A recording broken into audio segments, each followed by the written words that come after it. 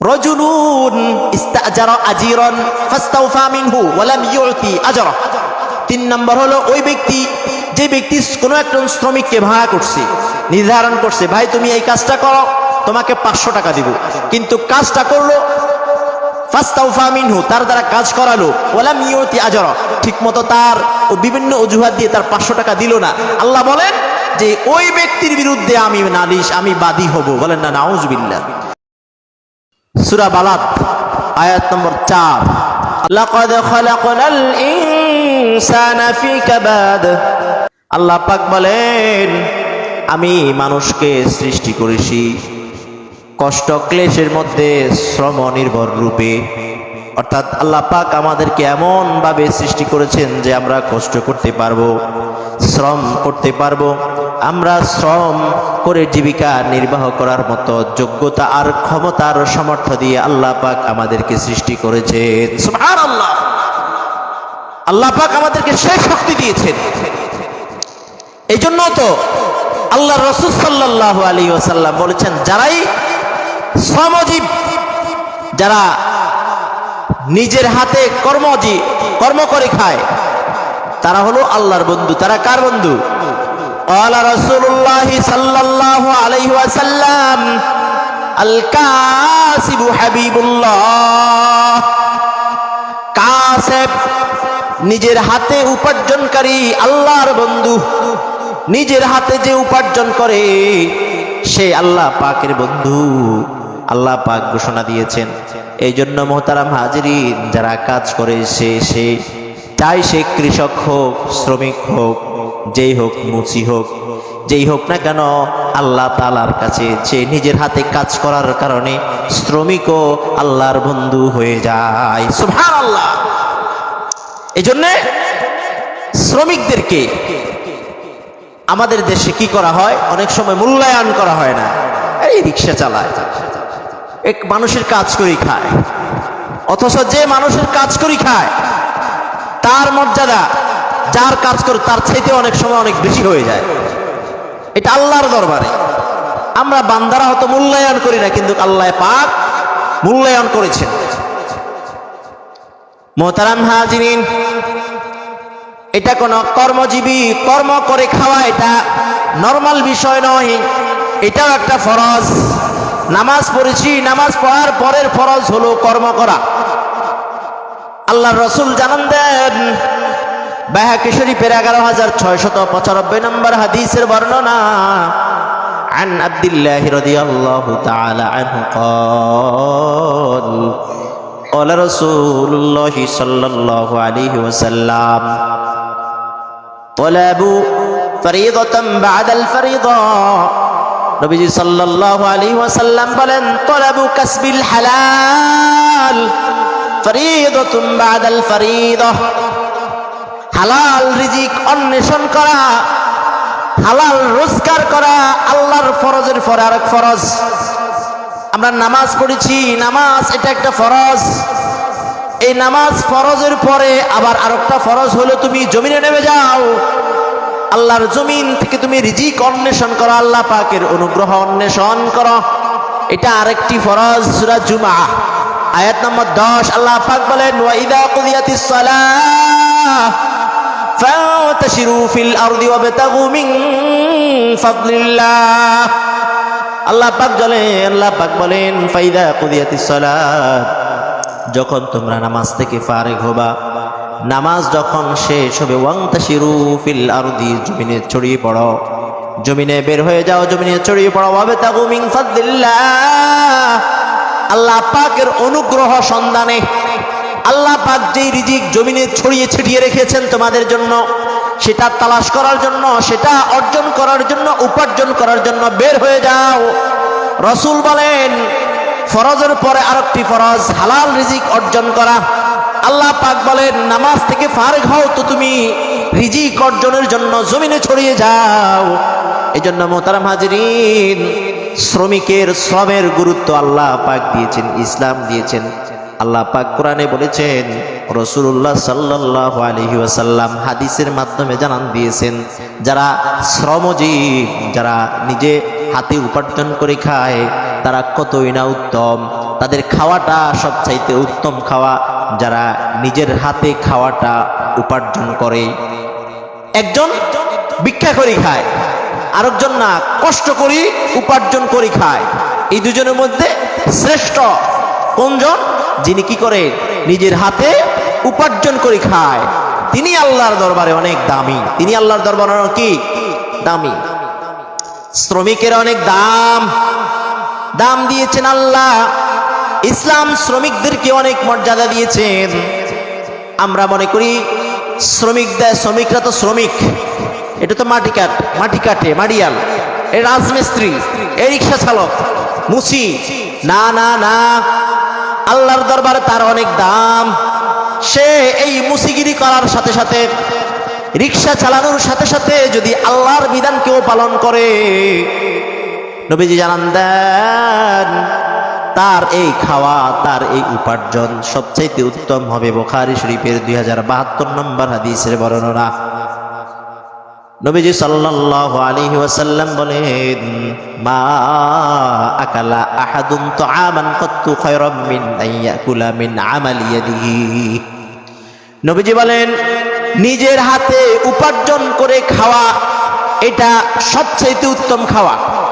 আমাদের খাওয়ার ভিতরে কেউ ভিক্ষা করিও খায়, কেউ উপার্জন করিও খায়। এই দুইটার মধ্যে সবচাইতে উত্তম কোনটা? নিজের হাতে উপার্জন করে যেটা খায় সেটা হলো উত্তম।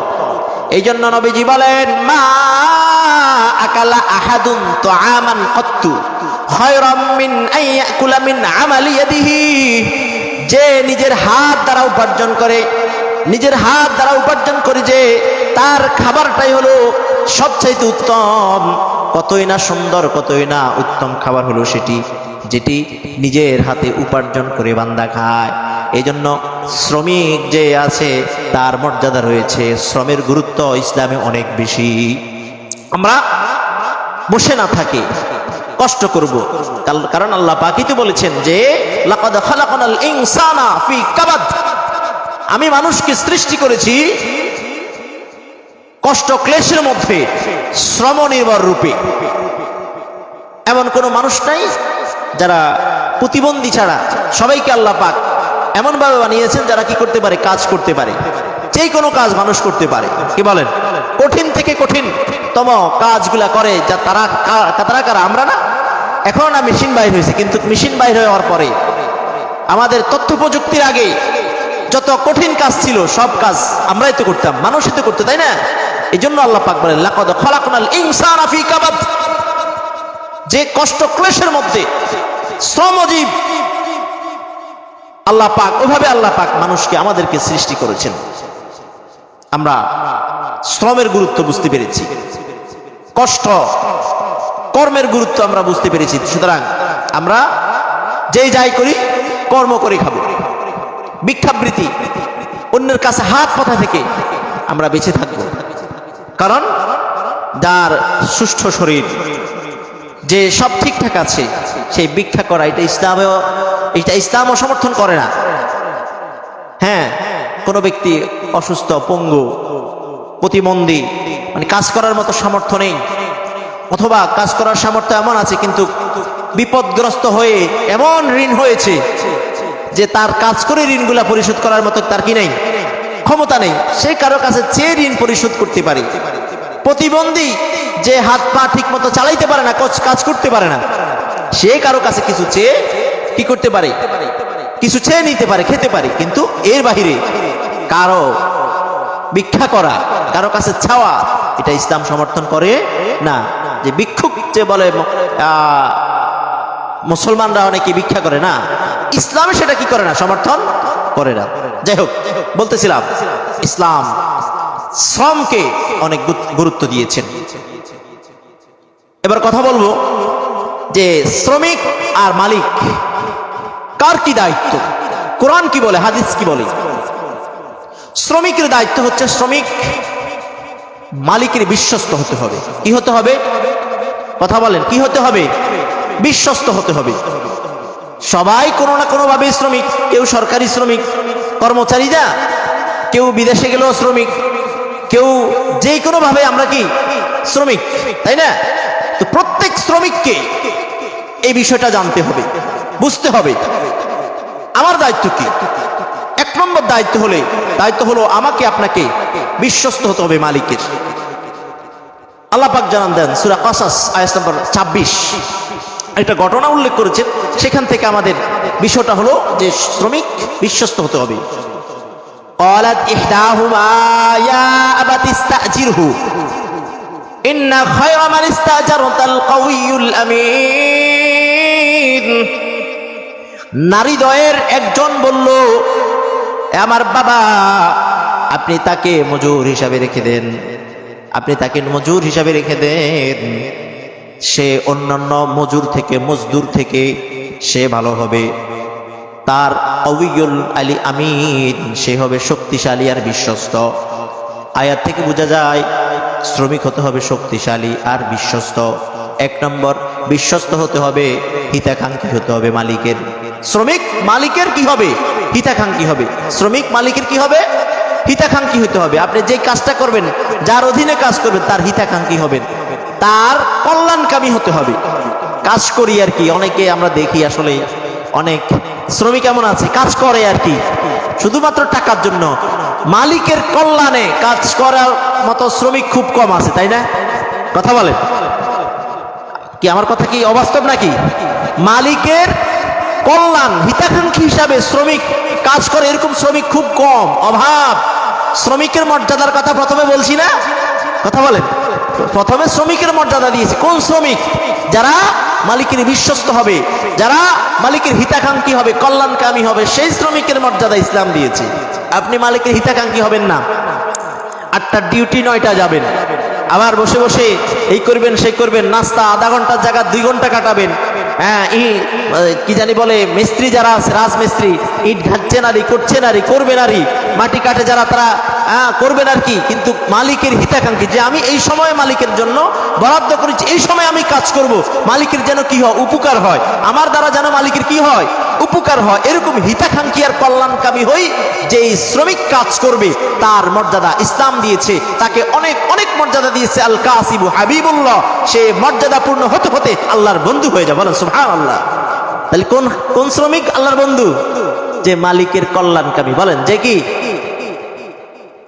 হিতাকাঙ্ক্ষী না হলে বন্ধু আপনি যত কষ্টই করেন না কেন কি হবেন না? আল্লাহর বন্ধু হতে পারবেন না। শ্রমের মর্যাদায়, শ্রমিকের মর্যাদায় আপনি উত্তীর্ণ হতে পারবেন না। এজন্য মালিকের হিতাকাঙ্ক্ষী হতে হবে। নবীজি সাল্লাল্লাহু আলাইহি ওয়াসাল্লাম জানান দেন, বুখারী শরীফের 2550 নম্বর হাদিসের বর্ণনা, قال رسول الله صلى الله عليه وسلم إذا نصح العبد سيده إذا نصح العبد سيده, যেই ব্যক্তি, যেই শ্রমিক তার সাইয়্যিদা, তার সর্দারের, যে শ্রমিক তার মালিকের কল্যাণকামী হয়, ওয়াহসানা ইবাদাত রাব্বিহি, আর তার রবের সুন্দর সুন্দর ইবাদতগুলি করে, ওয়া কানা লাহু আজরুহু মাররাতাইন, আল্লাহ পাক তার জন্য দ্বিগুণ সওয়াব রেখেছেন। বলেন সুবহানাল্লাহ। তাহলে এই হাদিস থেকে বোঝা গেল ইদা নাসাহাল আবদু সাইয়্যিদা, যে কর্মচারী, যে গোলাম মালিকের কি হবে? হিতাকাঙ্ক্ষী হবে, এবং সাথে সাথে আল্লাহর ইবাদত করবে, তাকে আল্লাহ পাক দ্বিগুণ সওয়াব দান করবেন, দ্বিগুণ সওয়াব দান করবেন। হিতাকাঙ্ক্ষী হবে মালিকের। 3 নম্বর হলো সালেহ, সৎ কর্মচারী হতে হবে। সৎ কর্মচারী। দোকানদার দেখা যায় অনেক সময় টাকা মেরে দেয়, আছে না এরকম? সৎ নয়, অসৎ কর্মচারী। সৎ কর্মচারী আল্লাহর বন্ধু। আর সৎ কর্মচারী তাকে আল্লাহ পাক তার কর্মের কারণে দ্বিগুণ সওয়াব দান করবেন। বুখারী শরীফের 2548 নম্বর হাদিসের বর্ণনা। عن أبي هريرة رضي الله تعالى عنه قال قال رسول الله صلى الله عليه وسلم, নবীজি সাল্লাল্লাহু আলাইহি ওয়াসাল্লাম বলেন, লিল আবদিস সালিহি লিল আবদিল মামলুকিস সালিহি আজরান, লিল আবদিল মামলুকিস সালিহি আজরান, সৎ কর্মচারীর জন্য সওয়াব 2 গুণ। সৎ কর্মচারীর সওয়াব কয় গুণ? দুই গুণ আবু হুরায়রা রাদিয়াল্লাহু তাআলা আনহু বলেন, ওয়াল্লাযী নাফসি বিয়াদিহি, ওয়াল্লাযী নাফসি বিয়াদিহি, আল্লাহর উপর কসম করতেছি জিনার হাতে আমার প্রাণ, লাউলাল জিহাদু ফি সাবিলিল্লাহ ওয়াল হাজ্জু ওয়া বিররু উম্মি, তিনটা জিনিস যদি আমার সামনে না থাকতো, লাউলাল জিহাদ ফি সাবিলিল্লাহ, আল্লাহর রাস্তায় জিহাদের বিধান যদি না থাকতো, সে সময়ের কথা তিনি বলতেছেন, ওয়াল হাজ্জু, হজের বিধান যদি না থাকতো, ওয়া বিররু উম্মি, আমার মায়ের খেদমত যদি আমার উপর অবধারিত না হতো, তাহলে